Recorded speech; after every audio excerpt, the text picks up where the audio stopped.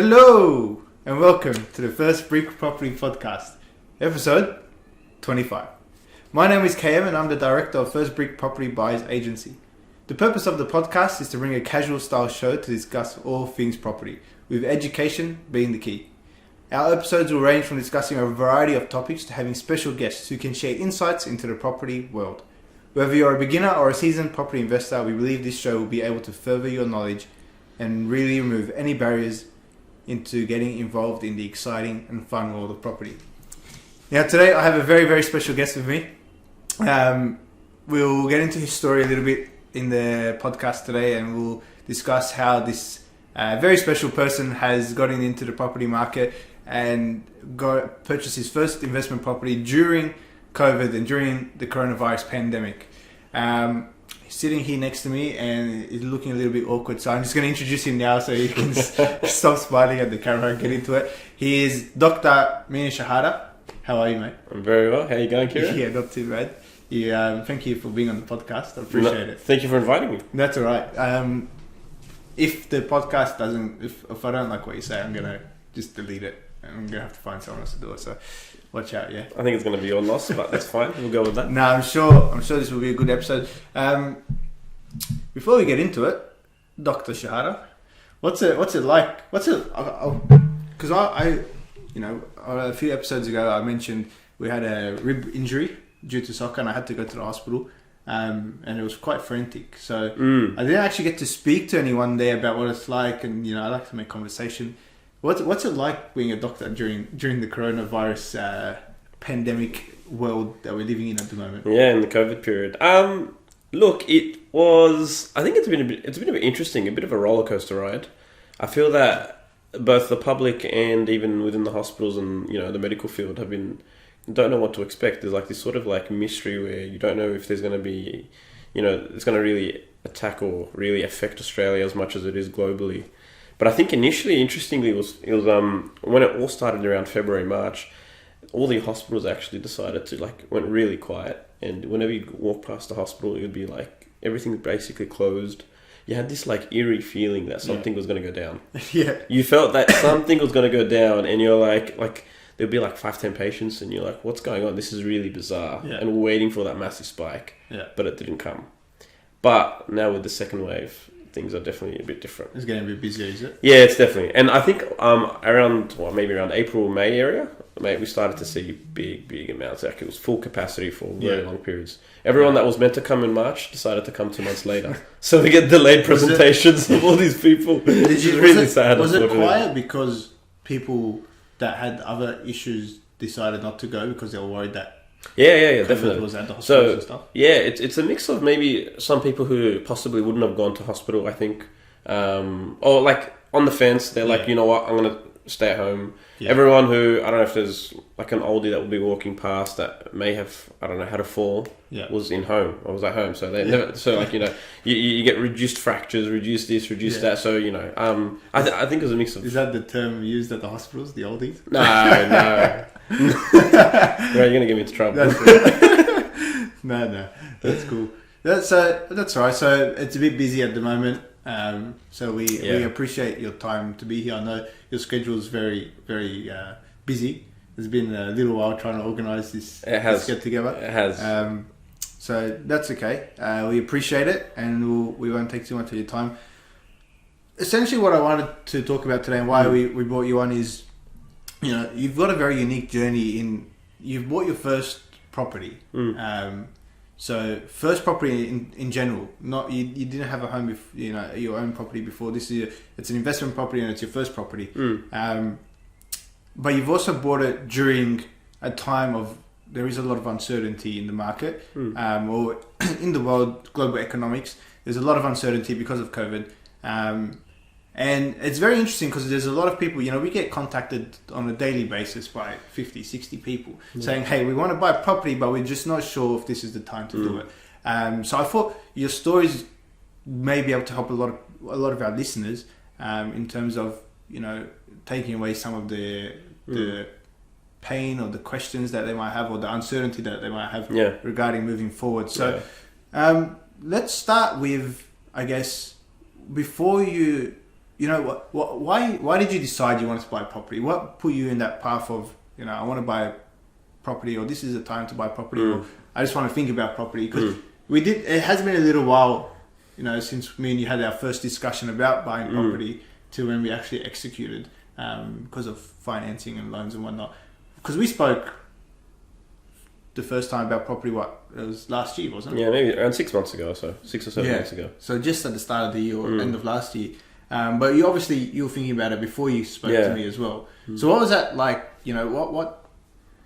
What was it that said, all right, I want to buy a property? Why did you decide that this is the path for you? No, that's a good question. To be honest, so I was very fortunate, at least growing up for, most of my life was, at home, so which is really good. And that obviously helps because you don't have many debts or anything like that. Yeah. And then, so like a degree like medicine, unfortunately, you actually are a student for a long period of time. So you don't actually see money for a while. So everyone talks about, this nice income that doctors get, but you don't see anything as they're studying. And it just means, you're pretty much, like on a student sort of salary for a longer period, actually. And so there came a period where you start to see money coming in your bank account. And I was very fortunate in the sense that I didn't have many debts. And then you start to wonder, I don't know what to do with money and how to use it effectively, And so I looked into it, different ways to use the money, wisely and whatnot. And property really spoke to me. Property was like particularly in Australia and Sydney, it's like a very stable sort of income. It's one that, it's got a, you're looking at historically looking at it, it's been growing in a very stable sort of way. So it felt like it's a no-brainer. And one where I knew for myself, I wanted something where I'd probably be an income that I'd be more on the passive side. I knew that I had a lot going on my plate with study and with work and extracurricular sort of commitments. So I wanted something where I didn't have to. It wasn't a very sort of active way of managing my money. Passive income. Yeah, essentially. So you wanted a passive income, and as a result, I was very fortunate. Kira, I actually went to school with, and it was almost a no-brainer for me to speak to him, and I won't say too much more else, but it wasn't a disappointment. I can say that. I mean, I'm here right now. Yeah, I appreciate it. So that's a very good point. It's very interesting that you speak about, with your career starts, you started to come into money. And before we recorded, me and you were talking about, I guess, financial education and financial literacy. And a lot of people in the medical world or in many industries, they don't know. And you're asking, how did I get involved and how did I start and how did I learn? And essentially, what we were saying is there's no financial literacy course. There's no financial education course. No one teaches you at school how to be smart with your money. No one teaches you this stuff. And if you don't self-learn, or if you don't have mentors or people have done it, it's really hard to even know that you should be doing something with your money. Yeah. So it's very, very interesting that you mentioned that you found some money and you realize you want to make that money work for you, but you also don't want to be working for that money as well. So like in form of a passive investment, which is obviously property.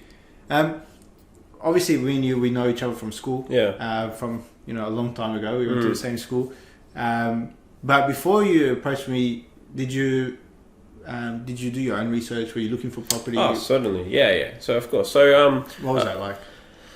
Just looking around. So, I think for me, I'd spoken to a couple of people. So, I guess just personal sort of contacts and family members and friends that, had looked into sort of like investments and whatnot, and how to, ways that they use their money. Obviously, people within my actual workplace as well. So, older doctors and consultants and whatnot, specialists that are working around, and they all vouched for the value of property. But I found this common sort of like advice that a lot of the time, at least I can say about doctors, is that there wasn't that sort of like they didn't really know how to handle money very well. Everyone was kind of like, you just kind of learn and see how you go. And there was almost this common thread where a lot of people I was speaking to had this, almost reluctance to admit, but they did admit that they just didn't know much about how to manage money. And they're just like, look, if I get an income, I'm happy. Yeah. I don't like, and everyone just didn't really know how to handle it. And that kind of upset me a little, and that bugged me. And as a result, I pursue. And so I'd speak to people, I'd speak to brokers, I'd speak to all these kinds of things. And then Now, the unique position of, this buyer's agent, which is something that not many people know about. It really appealed to me. And as a result, I looked into that, and I looked into this idea that, if someone can actually help you purchase a property, and actually go through go through that entire process, that's a really big win. I knew in and of myself I wasn't going to be the person that had all that time to dedicate it to learning the property business and everything about it. But I knew that I would be winning if I spoke to someone who actually knew something about it, and so it was almost a no-brainer for me, to go that way. Yeah, that's I think that's a very good point in terms of I say this a lot to people and to customers. I don't know anything about cars, right? If my car breaks down, I'm not fixing it myself. Yeah, I'm calling a mechanic. Yeah, straight away. If I'm feeling ill or whatever, I'm going to come see you guys. Yeah, run to the doctors, right? You know what you're talking about. I could go to Google. Yeah, and Dr. Google, and then what happens on Dr. Google? You actually just have the flu, and you end up you got self-diagnosing cancer. Yeah, like it goes really extreme, thing, right? Yeah. That's how it works on Dr. Google. And I think that's the most successful people in the world. Your Warren Buffett's, your Bill Gates, your Jeff Bezos, the guys right at the top, Steve Jobs, when they all famously say they surround themselves with people who are smarter than themselves in certain areas. Warren Buffett, great share investor, right? Steve Jobs, genius of Apple. But Steve Jobs was famous for quoting, saying, I hire people smarter than me to work for me, and then I'm taking their success essentially, So I think it's a very smart point, or very good point that you're saying, I know a bit about it, I can research it, whatnot, but I think if I surround myself with a team, that with a buyer's agent, an accountant, solicitors, you need a whole team around you. You're gonna get a better result than I guess if you went down the path yourself. So yeah, I think so. I think admitting your strengths and possibly your weaknesses is we're all people who are better at that job. And I guess it's a common thing that I see in my field, for example. Like we have multiple different specialists. Yeah. So if there's a guy with a heart problem, I'm going to go to a cardiologist. I'm not going to, or a respiratory physician, I'm not going to go to, or a surgeon, I'm going to refer to them. Yeah. Like I'm not going to be that guy that tries to pretend like I know everything about that particular field. Yeah, yeah. Something else you said struck me. You said, a lot of the doctors, I think, I know a lot of people in like my previous role as an optometrist. You said this, they're a bit reluctant to say it, but they eventually said, we don't really know how to deal with our money. We don't really know what we're doing, which is a real shame because people in the medical field, right? Stable job. You're not going anywhere because we need you guys.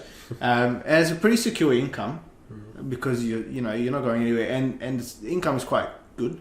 Once you get past your student time, your student years.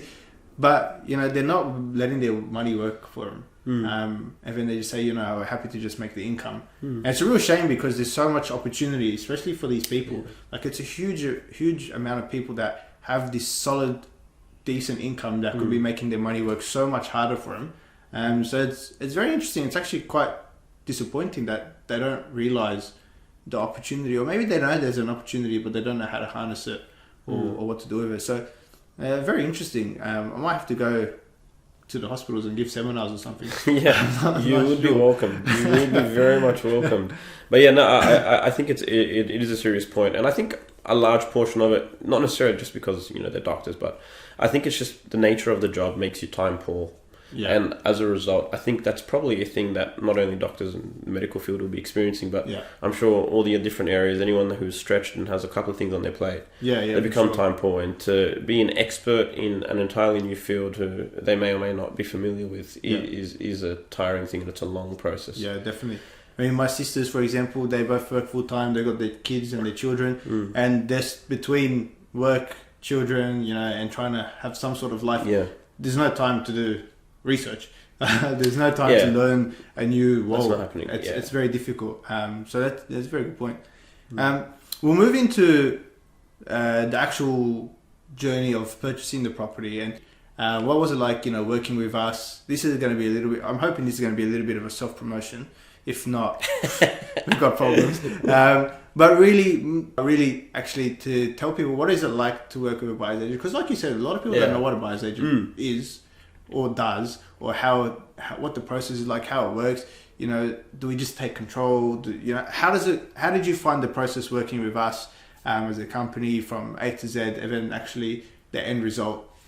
So how was it all? So I think the truth of the matter is, so I guess Speak freely. Yeah. No. So I think if I was to be totally honest, I would say that I had an idea about, the financial side of world and how to, where I wanted to invest, as I previously mentioned. And I think property was definitely something that appealed to me from the get-go. How to go about that, I wasn't entirely sure, and I was a bit half-hearted. And I think the truth of the matter is, if I was not, if I hadn't spoken to Kira in the first brick, I probably wouldn't have owned a property just yet. I'd probably still be looking, and I'd still be in the business, and particularly COVID would have definitely been like, no, like I would not have purchased anything, I don't think. I think the entire process was actually really good, and had I known this before, I probably would have spoken to Kiro before, like earlier on, and I would have looked into a property much before. I think there's a couple of factors that are actually pretty amazing, and for someone who, I guess, in the position where maybe they don't exactly know where to go, they know, they see of people buying properties and people posting on Facebook and whatnot, or they are time poor. I think a buyer's agent is absolutely a fantastic thing. It's such a good thing to invest in. Kiro here, I was very fortunate. When I spoke to him and I told him my interest, it was very easy to work with. It was actually very, very easy. It was almost as simple as, Kira, I'm interested. And he was literally on the phone. He's like, all right, let's do this. Have you got a pre-approval? Spoke to my bank, and, a bit of investigating, speaking to people about kind of areas of where to go and whatnot, and how to invest, whether you want to do an apartment or a house, and these kind of things. These kind of discussions, I think, come later on when you look into it a bit more. But for me, it was as simple as, Kira, I'm interested. Once you have the pre-approval, he's got this whole sort of data set, it's all this mysterious data set about how he gets it, but it's pretty amazing. And you saw some of the data, didn't you? Yeah, I did. So, which is pretty amazing, and you get like all this historical data of almost like everything, Tom, Dick, and Harry, and what they wear, and which street they live in, and how much they've sold properties for, and who lives in there, and all these kind of variables that you wouldn't even thought matter in the business. And from there you get a bit of an idea of the projection of where to go, and it was almost as simple as that. Like, I literally just expressed interest. Kira then looked into different sort of properties, as I was myself, and I actually bugged him a lot about certain properties. I'd Facebook him and text him, what do you think about this, and he'd give me, like, he'd spare the time to look into the pros and cons about each one. There usually wasn't any pros in the ones you sent me. Yeah. All right, listen. All right, settle down. But it was as simple as that, and then we narrowed it all down together into what I wanted, what I was looking for, and the things that matched me. And it was as simple as, let's go on a Saturday, let's go to an open house. Went into it, and it was, the rest is history. And it was as simple as that. Kira basically, Kira would consult me in pretty much everything in terms of what I wanted, what I didn't want, and once that was clear, price range was clear, things that I expected from the deal, he did a lot of the negotiating, in fact, and he came back to me and delivered the good news. Yeah. And here I am on the couch watching, just telling my story. So it was a very, very easy thing. And I think the thing that also influenced me personally was the idea that sometimes, if you've got money sitting in the bank account, and something that I began to realize, that you really need to make money work for you. And Kira, was something that, I guess in some sense, Kira was giving me financial tips and advice as well in the journey, which was really good. And I realized that keeping money there in the account is actually doing me more harm than if I make my money work for me. And so buying the property was, for me, making money work for me. And the possible interest in the things that I could be generating from a property was well worth, the advantages and disadvantages was well worth the advantage of just not doing much with the money and just keeping it in the bank account, or even another form of investment. The return of it possibly would not have been as much as investing in the property. So that was certainly another reason to push forward and to get into the market. Dipping your foot into the market, they always say once you get into it, that's the best time to do it. People often ask, do you wait for the pros or the trough, the trough, or do you wait for the peak? And I'm sure that's a very common question you get. But the best time is to just enter it, to be honest. And that's something that I'm a big believer of. Yeah. That was a very nice monologue. I appreciate it. Thank you.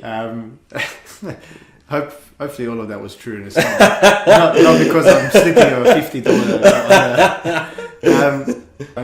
I know that you've been calling me Kira. If anyone's listening, like, who's Kira? I'm Kira. Kira is someone that only my friends from back in the day at school call me. So just in case anyone's listening, KM, that's what they know me as. KM. The podcast listeners. But no, Kira is fine. Just in case people didn't know it. Yeah. They might be confused. Who's this Kira guy? Well, now they know. They might think it's a different business. Now they know. They definitely know it. Before we wrap it up, I just got one more question. Pretty much, we were buying during COVID, and I know me and you spoke about it a few times. You had some questions about should we wait, should we hold off a little bit, and then you've obviously mentioned just before that the best time to buy was just when you're ready, essentially. What did you find? How was it? I mean, I know we take care of the process, but we're obviously informing you of every step of the way. How did you find buying property during COVID? Was it nerve-wracking? Were you anxious? Or did you find once we started, it didn't really matter? Or was there any particular feelings towards buying during this, I guess, very unique time that we're in? Yeah, that's a fair question. And I think, like everyone, thinking, no one really knows what to expect with there's always that sort of that sort of debate that goes in your mind. If you wait longer, will it just be cheaper, or should I just bite the bullet and buy it now? Because no one really knows what to expect, and no one really knows, when there's going to be a second, or how many waves there could be, and whatever it may be. I think my thought process was, I certainly was thinking, should I wait a bit longer? Should I just bite the bullet now, and should I just go ahead? Because I've been looking at it for 6-8 months or so. For me, overall, I felt that I didn't feel like COVID was a big reason to necessarily stop me. And I'd spoken to you about this and spoken to a couple of others, did my research. And I found that the market, I know a couple of banks had come out saying that the market was, was going to take a bit of a fall and a bit of a hit. But I think looking at it, it didn't necessarily seem that way. And I was quite involved I was looking through my properties, my price range and whatnot, and it didn't really, it wasn't really congruent with that sort of advice. It didn't really fit with it. And so as a result, I think I just kind of was like, if I'm ready, I'm just going to go ahead with it. And I know, speaking to you and speaking to a couple of others, they were saying actually the market was still there. And in fact, there was just less competitors. And so in such a way, possibly it was a buyer's market, or was tipping towards more of that, where maybe the seller didn't have such control. More equilibrium. So it was more equal in that regard. And so that was certainly an encouragement. And I think, now speaking of it right now, I certainly, was quite happy with my decision to go ahead. Yeah, beautiful. I was going to ask one more question, but you just answered it. I was going to ask if you were happy. I guess my very, very last question, and I hope I know the answer to this, is are you looking to buy your next properties with First Brick, and would you recommend First Brick to other people? And if the answer isn't what I want to hear, this part's going to get completely cut out. I know, I'll get cut. I know, right? I know. No, so to be honest with you, I've actually I feel like I've already answered this in my dealings with people before, even, this sort of, this sit down. But I think overall, like for me, I felt that it was a very smooth process. There's a lot to learn, and there's a lot of things if you're unfamiliar with buying property. And I certainly think, like, having spoken to a number of people, also that they also are in agreement with everything that I was being led and guided with First Brick. If I ever thought to have a doubt, it was always cleared up. If I ever had a question, it was answered. And I thought that, the professionalism behind, KM and First Brick, it was pretty impressive. So I certainly will be buying my second property with First Brick. That's good. I've got that. That's a verbal contract. So, that is. If you go out and buy another without us. No, but we appreciate the kind words. It means a lot. And hopefully your property journey continues to grow in a happy fashion. And we make you some money on the side. So you don't have to hang around the sickies. The sick people all day long at the hospital. I don't think I have any other questions. I think that was pretty good. Do you have anything else you want to add, or you sweet? No, I think I'm pretty good. I hope you enjoyed the journey with me. I did really enjoy it. We had some good laughs. Yeah, we did. Had some good laughs at the properties that you were sending me as options. This guy thinks he's funny right now. I think he's a comedian right now. No, it was a good time. It was great to work with you. Thank you so much. Thank you for taking time out of your very, very, very busy schedule. I know okay. you're heading back to do some work now. Yeah, I am. I appreciate it. And that's pretty much a wrap. So thank you everyone for listening as well. And if you have any questions or queries, or you want to contact us with anything, you can find us on all our social media pages, or you can email us at hello@firstbrick.com.au. All our content goes on our social media: Facebook, Instagram, LinkedIn, YouTube, and but we're everywhere essentially. Podcasts, we're on Spotify, Apple, and everything. We will so you can find us everywhere. And as we say every week, just pass the pod to one person. If you know one person that you think would be interested in this, let them know about it. Leave a comment, subscribe, give us a good rating, pass the pod. Thank you for listening. Buying property is our passion. Helping you do it is our mission. Ciao.